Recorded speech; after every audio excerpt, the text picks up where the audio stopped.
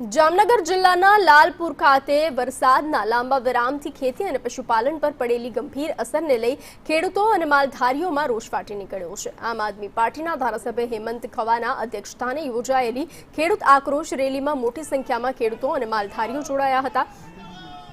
Rally બાદ પ્રાંત કચેરીએ પહોંચી મુખ્યમંત્રીને સંબોધી અને આવેદનપત્ર પાઠવવામાં આવ્યું હતું, જેમાં સૌની યોજનાનું પાણી પશુઓ માટે ઘાસચારો, આર્થિક સહાય અને રાહત પેકેજ સહિતની માંગણીઓ કરવામાં આવી છે। ખેડૂતોનું કહેવું છે કે જો સરકાર સમયસર પગલાં નહીં ભરે તો આગામી દિવસોમાં વધુ ઉગ્ર આંદોલન કરવામાં આવશે।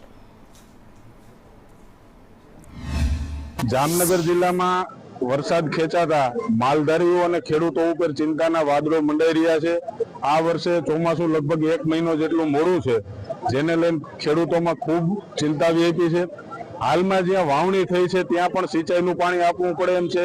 લાલપુર તાલુકાના મોટા ભાગ વાવણીથી વંચિત છે, ત્યાં પણ વહેલામાં વહેલી તકે વાવણી કરવા માટે નર્મદાનું સૌની યોજનાનું પાણી આપવાની તાતી જરૂરિયાત છે।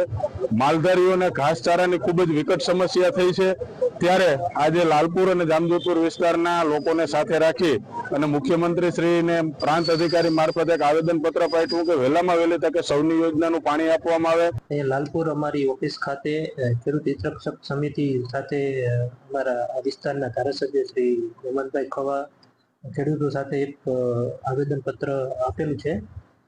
એમની માગણીઓ છે સૌની યોજનાનું પાણી તાત્કાલિક છોડવા માટે અને એક માલધારીઓને ઘાસચારાનું વિતરણ અને એક નવા વાલ મૂકવાની એમની માગણી છે। આ આવેદનપત્ર અમને આજે મળેલ છે, એટલે આ આવેદનપત્ર બાબતે અમારે